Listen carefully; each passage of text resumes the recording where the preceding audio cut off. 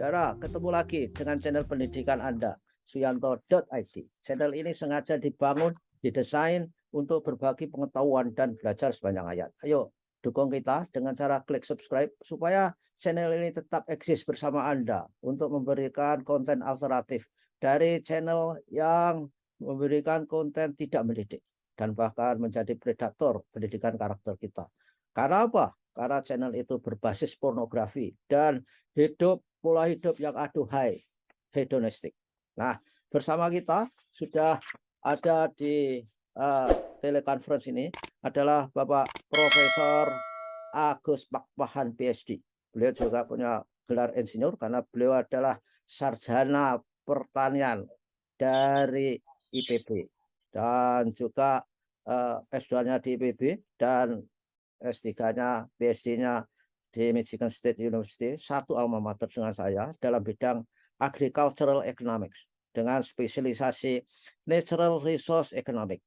Nah, tentu saja kita akan berbicara masih dengan tema yang luar biasa, warisan nenek moyang kita, yaitu bekatul, dalam bahasa kerennya adalah rice bran. Dan soal brand-brand ini banyak diteliti oleh peneliti-peneliti hebat di dunia.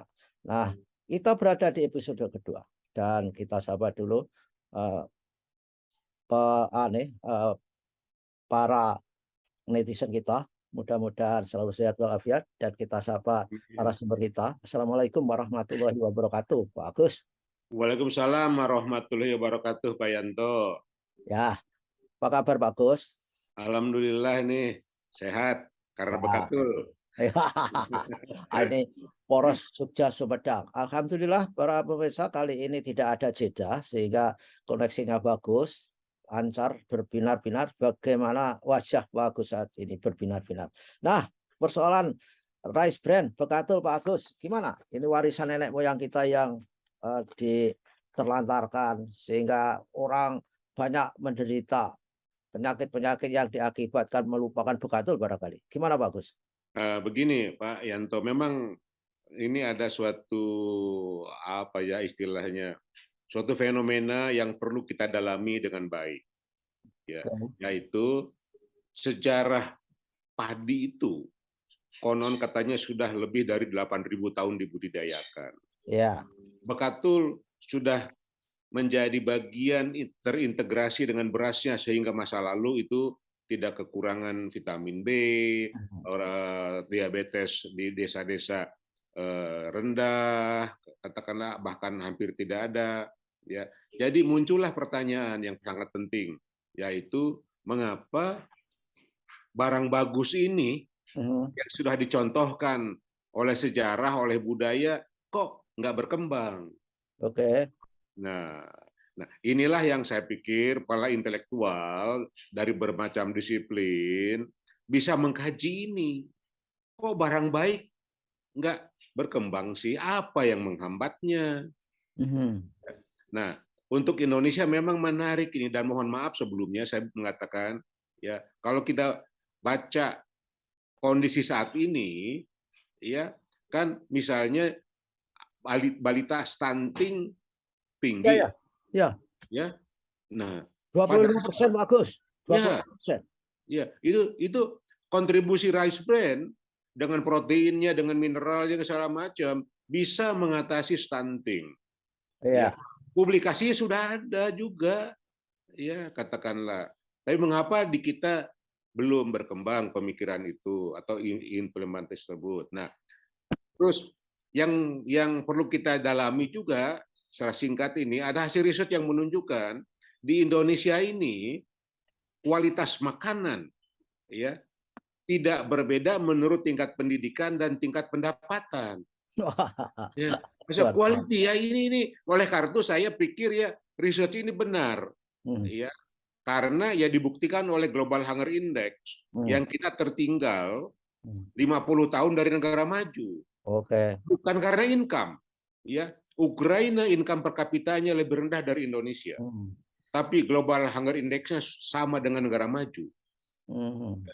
Ada 14 negara berkembang di dunia, 14 atau 17, kata IFRI, Global Hunger Index-nya sama dengan negara maju. Di Indonesia tertinggal 50 tahun. Wow. Ya. Nah, saya punya hipotesa, ya, mengapa kok barang bagus ini tidak berkembang di Indonesia? Ya, nah, ada yang mengatakan, ya, saya baca dalam satu buku, harusnya pola makan itu menjadi bagian learning process. Ya. Ya, nah, artinya kalau saya pahami apa itu learning, yaitu perubahan permanen dalam behavior akibat adanya pengetahuan baru. Ya, dan pengalaman, ya. Dan pengalaman. Ya, nah, jangan-jangan kita anti pengetahuan dan anti pengalaman. Ya. Memang iya, saya kira. Iya. Nah, inilah yang perlu kita bangunkan. Jangan sampai kita menjadi bangsa ignorant. Ya, tetapi sangat cepat mendapatkan mengadop sesuatu yang buruk kalau datang dari tempat yang kita anggap hebat. Ya, orang desa ya tidak dianggap hebat misalnya, padahal Abraham Lincoln ya mengatakan tidak ada kegiatan manusia yang lebih kompleks dari pertanian. Ya, kita harus tahu sinar matahari, angin, hujan, bakteri, tanaman, semua kompleks di alam. Nah, salah satu produknya adalah rice bran. Artinya rice bran ini produk alam yang begitu kompleks. Ya, nah ini kita abaikan. Nah, ini mungkin bisa memberikan inspirasi, ya.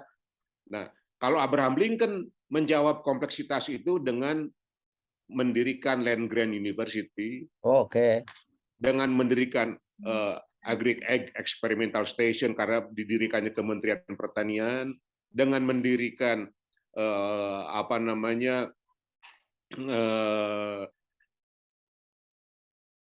itu namanya Homestead Act, bisa, tapi yang penting Land Grant University-nya. Ya, seperti MSU. Seperti MSU, seperti California misalnya gitu ya. Nah, inilah mesin perubahan peradaban dalam pemikiran. Nah, kurang lebih itu tuh, rice bran harus masuk ke dalam atau bukan, rice bran hanyalah salah satu contoh yang bagus di tropika ini. Harus masuk ke dalam pelajaran yang demikian masuk dalam ke segala macam sektor. Tak satu pun di perguruan tinggi berbasis pertanian itu memasukkan rice bran atau bekatul sebagai bahan kajian dalam kurikulumnya, bagus. Sudah. Saya pikir ya, terutama ini Pak Yanto, cara pandang terhadap iklim tropika, wilayah tropika, ya, yang mana kita ini kaya dengan varietas macam-macam, plus memang kita budayanya budaya beras, budaya nasi. Ya, itu kan berarti ada salah policy formulation dulunya itu. Orang digiring makan nasi, di mana nasinya itu SNI-nya tidak sesuai dengan prinsip kesehatan yang harusnya bisa ditampilkan oleh bekatul itu, bagus. Loh iya, makanya saya sering mengatakan, mari kita lihat sawah itu sebagai pabrik, tanda petik, pabrik alam, ya, menghasilkan protein untuk energi, karbohidratnya, proteinnya, plus ya elemen-elemen penting di dalamnya. Itu pabrik obat. Ya, nah, obat alami yang saya istilahkan, bukan factory. Ya, jadi yang mana alam ini lebih kompleks. Ya, jadi makanan sekaligus obat. Nah, itulah kata Bapak Kedokteran Dunia. Hippokrates. Jadikanlah makanan itu obat kita, dan obat kita adalah makanan kita. Ya. Nah, kalau filosofi ini ditangkap, ya, dan saya pikir budaya kita pun korespon dengan pemikiran Hippokrates, kecuali budaya yang kita anggap modern tanda petik. Ya. Nah, kalau kita bergerak dari sini, ya, maka kita akan mendapatkan banyak hikmah, ya, dan segera bisa mengatasi persoalan besar kita. Misalnya kita fokus ke stunting, fokus ke penyakit kronis. Ya, ya. Ya. Yang penyakit disebabkan metabolisme. Metabolisme disorder. Ya. Ya, bagus itu. Kalau bisa. Tapi kita harus bisa. Ya.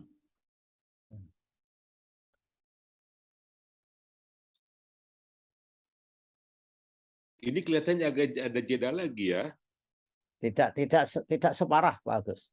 Tidak apa-apa. Go on. Oke.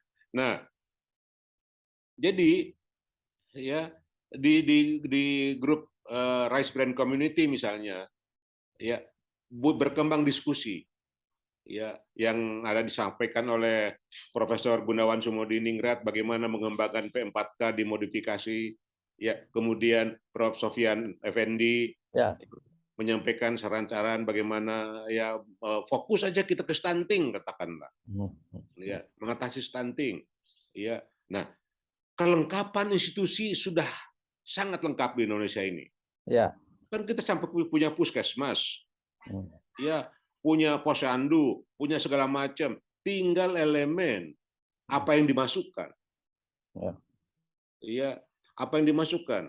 Nah, sekarang yang dimasukkan adalah rice brand yang tentu kita perlu mendapatkan bantuan, dukungan, bahkan program dari perguruan-perguruan tinggi yang punya keahlian-keahlian, lembaga-lembaga yang punya keahlian mengolahnya supaya lebih baik bagaimana. Ya, kalau saya kan terus terang saya ini metode karuhun, ya. Apa itu? Ya, metode fermentasi yang diturunkan kepada saya dari leluhur saya. Oke. Ya, bukan sains tapi scientific. Karena leluhur sudah biasa untuk mendidik, untuk memperlihatkan cara membuat tape, Pak Agus ya. Iya, iya, gitu.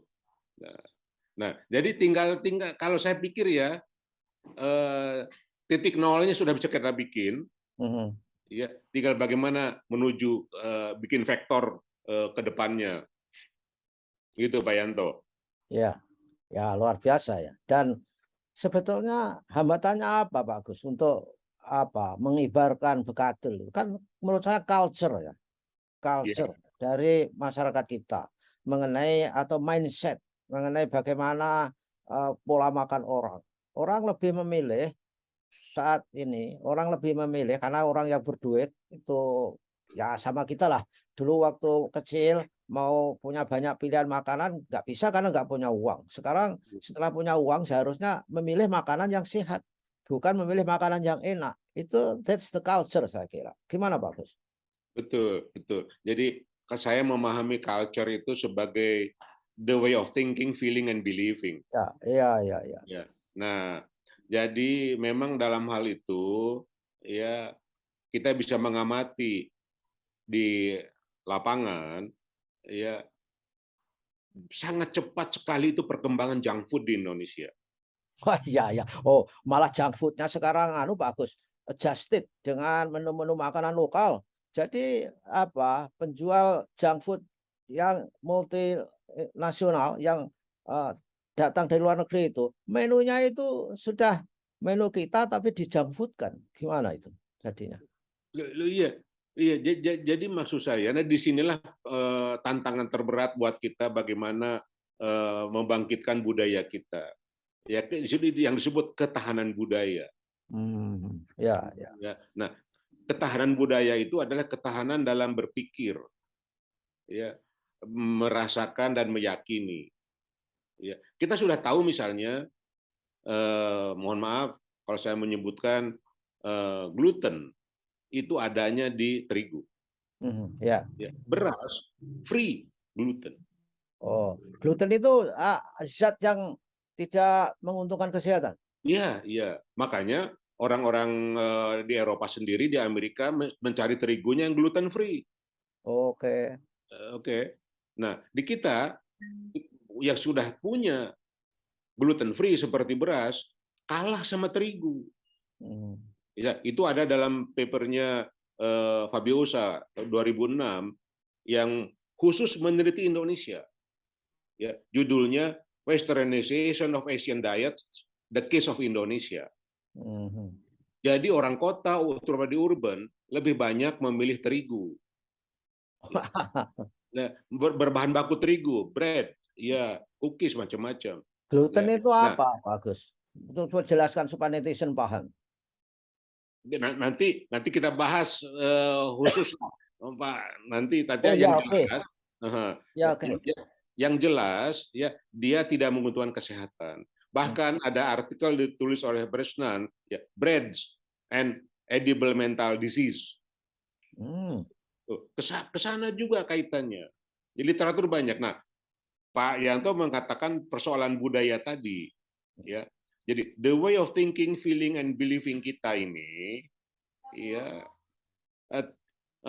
tidak konsisten dengan science base, ya, dengan tradisi yang positif. Ini kan sains dan tradisi berkembang, sehingga kalau orang Jepang sangat sensitif setelah mendapatkan data konsumsi fiber berkurang dalam masyarakat Jepang, langsung terjadi revolusi fiber. Ya, ada intervensi kebijakan. Ada intervensi. Ya. Nah, harusnya di kita ada revolusi rice bran misalnya. Ya. Renaissance food culture. Ya, melahirkan kembali food culture yang bagus-bagus zaman dulu. Ya. Tema besar kita. Ya, luar biasa. Ya, oke lah. Saya kira sudah banyak informasi, Pak Agus ya. Jadi kita akhiri dulu di sesi ini, dan di sesi berikutnya biar para netizen kepo, itu kita masih menyimpan apa gluten tadi. Dan mudah-mudahan Pak Agus selalu sehat walafiat. Terima kasih para netizen mengikuti channel ini, dan stay tune. Di sini banyak informasi yang mendidik dan banyak pengetahuan, pengalaman yang dibagikan sebagai sarana belajar sepanjang hayat. Terima kasih Pak Agus atas kehadirannya di suyanto.id. Sampai jumpa lagi. Assalamualaikum warahmatullahi wabarakatuh. Waalaikumsalam warahmatullahi wabarakatuh. Terima kasih Pak Yanto atas kesempatan diskusi ini. Oke, sama-sama Pak Agus.